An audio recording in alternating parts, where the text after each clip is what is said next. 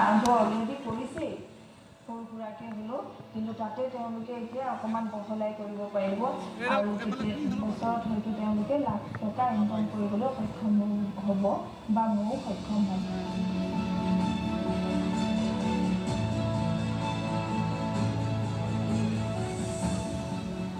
মুখ্যমন্ত্ৰী মহিলা উদ্যমিতা অভিযানৰ যি চেক বিতৰণৰ 9,000 টকাৰ চেক পাই ময়ো আনন্দিত।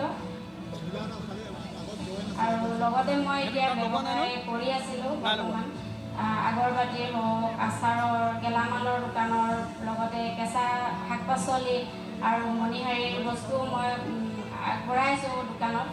কিন্তু এতিয়া এই 10,000 টকাৰ যি চেক পাইছোঁ সেই টকালৈ মই যাতে আৰু আগলৈ আগুৱাই যাব পাৰোঁ। এই অভিযানৰ যোগেদি মোৰ দৰে আৰু বহুতো মহিলা স্বাৱলম্বী হৈছে আৰু লগতে লাখপতি বাইদেউ হ'বলৈ সক্ষম হৈছে। আৰু মুখ্যমন্ত্ৰী ডাঙৰীয়াক মোৰ ফালৰ পৰা বহুত বহুত ধন্যবাদ।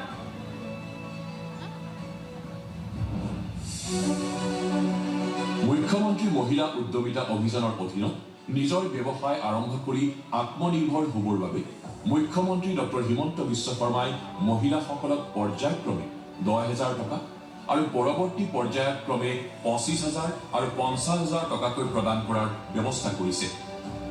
এই আঁচনিখন সফলতাৰে ৰূপায়ণ কৰি অসমত 30 লাখ মহিলাক লাখপতি বাইদেউ ৰূপে আত্মপ্ৰকাশ কৰিবলৈ উদগনি যোগোৱাৰ বাবে মুখ্যমন্ত্ৰী ডক্টৰ হিমন্ত বিশ্ব শৰ্মাৰ এই প্ৰয়াস।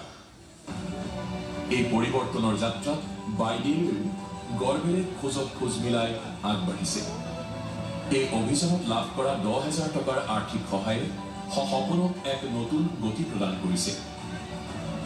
যি কেতিয়াবা আনৰ ঘৰত কাম কৰিছিল, আজি নিজৰ পৰিশ্ৰম